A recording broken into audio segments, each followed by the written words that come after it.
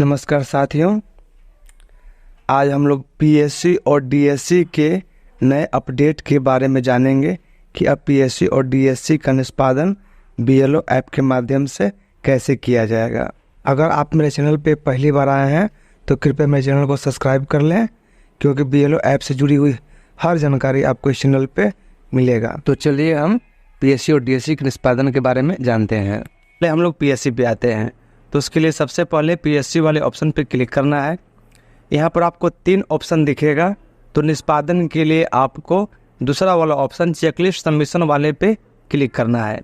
इस पे जैसे ही आप क्लिक करेंगे तो यहाँ पे आपको वो सूची दिखाई देगा जिसका आपको निष्पादन करना है। इधर कंप्लीट वाले में आपको वो सूची दिखाई देगा जिसका आपने निष्पादन कर लिया है। तो अब हम एक चेकलिस्ट का निष्पादन करके आपको बताते हैं कि इसमें क्या क्या करना होता है। जैसे हम इस चेकलिस्ट को ओपन करते हैं, यहाँ ओपन करने के बाद आप देख सकते हैं कि यहाँ पे आपको 2 डिटेल दिखाई दे रहा है जिसका कि फ़ोटो मैच कर रहा है। यहाँ दोनों का नाम और दोनों का बूथ नंबर दिखाई देगा। इसमें ऊपर वाला डिटेल आपके यहाँ का रहेगा, दूसरा या तो हो सकता है कि आपके यहाँ का हो या फिर हो सकता है किसी और मतदान केंद्र का हो। यहाँ पर एक बात आप लोगों को विशेष रूप से ध्यान रखना है कि आपको यहाँ जो 2 प्रविष्टियाँ दिखाई जा रही है उस दोनों में से किसी एक का या तो फॉर्म 7 या तो फॉर्म 8 आपको भरना होगा। आप लोग ऐसा नहीं करेंगे कि आपके यहाँ जो रिकॉर्ड दिखा रहा है उसे आप सही मानकर छोड़ देंगे और जो दूसरे मतदान केंद्र पर रिकॉर्ड दिखा रहा है उसका वो अपने यहाँ सही मानकर छोड़ देगा। इस कंडीशन में इस चेकलिस्ट का निष्पादन ही नहीं हो पाएगा। इसके लिए आवश्यक है कि सबसे पहले जो आपके मतदान केंद्र पे रिकॉर्ड दिखा रहा है उसका आप जांच करें कि क्या ये मतदाता मेरे यहाँ निवास कर रहा है या फिर निवास नहीं कर रहा है।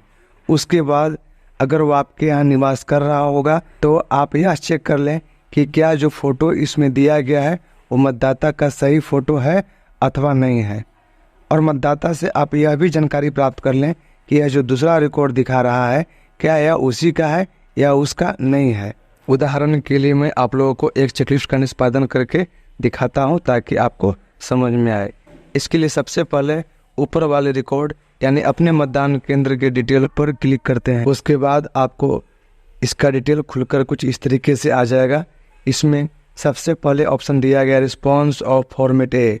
फॉर्मेट ए के बारे में आप लोगों को ज्ञात होगा कि सभी पीएससी और डीएससी वाले मतदाताओं को एक नोटिस भेजा गया है। इस नोटिस के फॉर्मेट को फॉर्मेट ए कहा जाता है।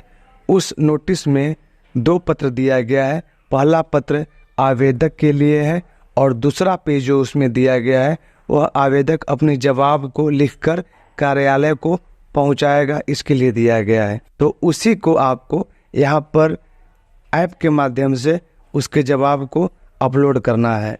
यानी जो स्पीड पोस्ट के माध्यम से उसको नोटिस प्राप्त हुआ है उसका सेकंड पेज पे टिक लगाकर या फिर उस पर लिख कर कि मतदाता कहाँ रहना चाहता है या फिर फ़ोटो गलत है, उसको आप लोग अपलोड कर देंगे। इसे अपलोड करना कोई ज़रूरी नहीं है, अगर है तो लोड कर दें, नहीं है तो आप इसे छोड़ भी सकते हैं। और उसके नीचे जो रिमार्क है उस रिमार्क में आप लोग यह बताएंगे कि यह जो प्रविष्टि है वो ओरिजिनल है, डुप्लीकेट है या फिर इसका फ़ोटो ख़राब है। उसके बाद नीचे में एक्शन का ऑप्शन दिया गया है। इस एक्शन के नीचे आपको 3 ऑप्शन दिखाई देता है, original, ASD, absent, shifted dead और तीसरा है PN, फोटोग्राफ नॉन मैच। अगर मतदाता आपके यहाँ सही हो, उसका नाम भी सही हो और उसका फ़ोटो भी सही हो और आप ही क्या रहेगा, उस कंडीशन में आपको ओरिजिनल वाले पे टिक लगाना है। अगर आपके यहाँ मतदाता नहीं रहेगा यानी आपके यहाँ से नाम को काटना है, उस स्थिति में आप दूसरे वाले ऑप्शन का चयन करेंगे और यहाँ से फिर उसका काटने का जो भी रीजन होगा उस रीजन को यहाँ से आप लोग सेलेक्ट करेंगे। तीसरा स्थिति ये भी हो सकता है कि मतदाता आपके यहाँ ओरिजिनल है परंतु उसका फ़ोटो गलत है, तो उस कंडीशन में आप लोग तीसरे वाले ऑप्शन पे क्लिक करेंगे। उसके बाद यहाँ पे चूज फाइल का ऑप्शन है, इस पे क्लिक करेंगे। उसके बाद यहाँ पर आपको दिया गया है चूज इमेज फॉर गैलरी या फिर टेक फ़ोटो, तो आपको जहाँ से भी उचित लगे आप उसके फ़ोटो को क्लिक करके या गैलरी से इसको आप ले लेंगे। जैसे मैं इस मतदाता का फ़ोटो गैलरी में पहले से रखे हुए हूँ तो चूज इमेज फॉर गैलरी पे क्लिक करके और गैलरी से उसके फ़ोटो को सेलेक्ट कर लेंगे। उसके बाद फ़ोटो को एडजस्ट कर लेंगे सही तरीके से। उसके बाद ऊपर में यस का ऑप्शन दिया गया है, उस ऊपर वाले यस के ऑप्शन पे क्लिक कर देंगे। उस पर जैसे ही क्लिक करेंगे तो आपका फ़ोटो नीचे में अपलोड होकर के दिखाई देने लगेगा, जो कुछ इस तरीके से आप देख सकते हैं। उसके नीचे में रिमार्क है, तो रिमार्क में हम यहाँ पर लिख देते हैं फ़ोटो चेंज। मैंने फ़ोटो को चेंज किया है तो मैं रिमार्क में लिख देता हूँ फ़ोटो चेंज। और ऊपर में जो रिमार्क था वो मैंने अभी तक नहीं लिखा है, यहाँ पे लिख दिया मैं ओरिजिनल।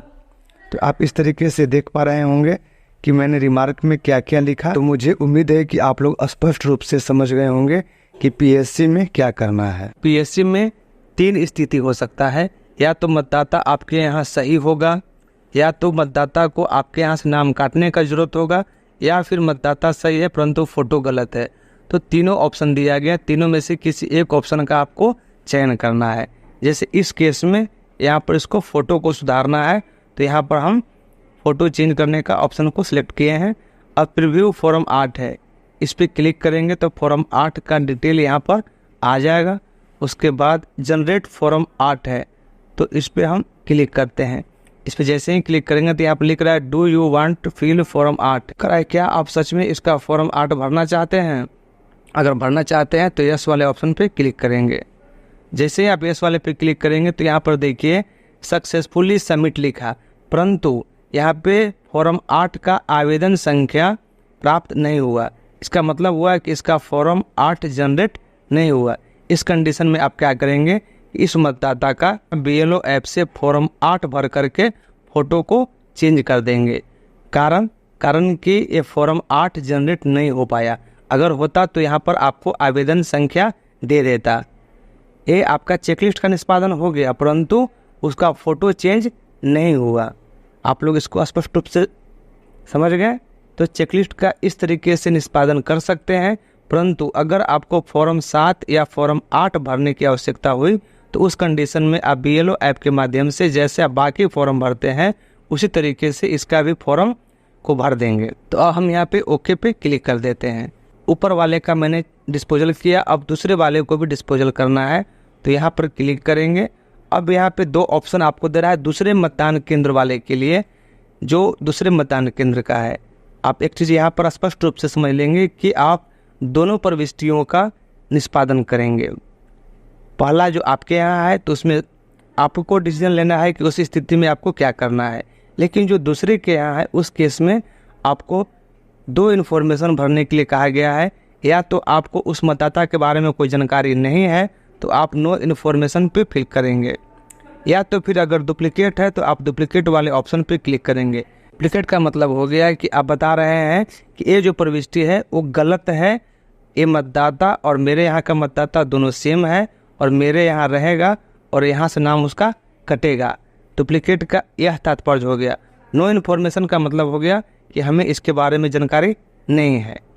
तो जैसे हम अपने यहाँ उसका फ़ोटो को सुधार किए हैं, तो बाकी इस आवेदक के बारे में हमें जानकारी नहीं है, तो हम नो इन्फॉर्मेशन पे क्लिक कर देंगे और यहाँ पे हम लिख देंगे नो इन्फॉर्मेशन। लिख करके इसको हम सबमिट कर देंगे। सबमिट करने के बाद देखिए यहाँ पर भी लिखा आ गया सक्सेसफुली सबमिट।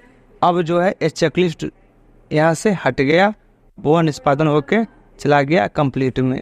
तो इस तरीके से आप लोग अपने यहाँ के पीएससी के चेकलिस्ट का निष्पादन कर सकते हैं। अब उसके बाद लोग को हम डीएससी के बारे में बता रहे हैं। तो डीएससी वाले ऑप्शन पे क्लिक करना है। डीएससी वाले ऑप्शन पे जैसे ही आप क्लिक कीजिएगा तो आपके सामने 2 ऑप्शन दिखाई देगा, डीएससी आइडेंटिफाइड और दूसरा है रिक्वेस्ट फॉर्मेट ए कलेक्शन। तो हमें इस वाले ऑप्शन पे क्लिक करना है। इस पर आप जैसे ही क्लिक कीजिएगा तो आपके यहाँ जितने भी डीएससी होंगे सारे का डिटेल यहाँ पर खुल करके आ जाएगा। और उसके बाद किसी एक पे हम क्लिक करके आपको दिखा देते हैं। तो जैसे आप किसी पे क्लिक कीजिएगा तो आपको उसका डिटेल इस तरीके से खुल करके आ जाएगा। अब उसमें आप इसको सारे डिटेल को देख लें। नीचे में दिया गया अपलोड रिस्पॉन्स ऑफ फॉर्मेट ए, यहाँ पर आपको जिस तरीके से मैंने बताया था कि पीएससी वाले में कि आप उसके कंसर्न लेटर को यानी फॉर्मेट ए का जो सेकंड लेटर है उसको यहाँ पे अपलोड करना है। तो यहाँ पर भी बस आपको उसके लेटर को ही सिर्फ अपलोड करना है। तो यहाँ पर चूज फाइल वाले ऑप्शन पे क्लिक करेंगे। क्लिक करने के बाद आप गैलरी में जाएंगे। गैलरी में जाने के बाद उसका जो भी कंसर्न लेटर होगा उसको यहाँ से इस तरीके से लगा लेंगे। उसके बाद यस वाले ऑप्शन पे क्लिक कर देंगे। यस वाले ऑप्शन पे आप जैसे ही क्लिक कीजिएगा तो आपका ये कंसर्न लेटर जो है आपका यहाँ पे लोड हो जाएगा। कंसर्न लेटर में सिर्फ आपको यह लिख के बताना होता है कि ये मतदाता किस मतदान केंद्र पे रहना चाहते हैं। ये मतदाता आपके बूथ पे रहेंगे या फिर वो दूसरे वाले मतदान केंद्र पे रहेंगे, उसको यहाँ पर लिख करके और आवेदक का हस्ताक्षर लेकर के इसको अपलोड करना होता है। तो यहाँ पर हमने अपलोड कर दिया है। अब इसके बाद यहाँ पर जो भी आपका कंसर्न हो कि आपके यहाँ का सही है या फिर गलत है तो यहाँ पर आप लिख देंगे। जैसे ये मतदाता मेरे यहाँ ओरिजिनल है तो मैं यहाँ पे ओरिजिनल लिख दे रहा हूँ। आपके यहाँ ओरिजिनल होंगे तो ओरिजिनल लिखेंगे, अगर डुप्लीकेट होंगे तो आप यहाँ पे डुप्लीकेट लिखेंगे। उसके बाद कलेक्ट फॉर्म ए वाले ऑप्शन पे क्लिक कर देंगे तो आपको सक्सेसफुली का मैसेज आ जाएगा। डीएससी यानी दोहरी प्रविष्टि के संबंध में आप लोग यह जान लें कि एक मतदाता का जो 2 जगह नाम दिखा रहा है उसमें से किसी एक जगह से नाम काटना है। अब आपको यह तय करना है कि वह नाम आप अपने मतदान केंद्र से काटेंगे या फिर दूसरे मतदान केंद्र से उसका नाम को काटना है। जिस भी मतदान केंद्र से नाम कटने योग्य होगा उसको आप लोग BLO ऐप से फॉर्म 7 भर के नाम काट देंगे तथा हार्ड कॉपी में उसका फॉर्म भर करके रख लेंगे। तो मुझे उम्मीद है कि अब आप लोग BLO ऐप से PSC एवं DSC का निष्पादन करना सीख गए होंगे। मिलते हैं अगले वीडियो में, तब तक के लिए जय हिंद।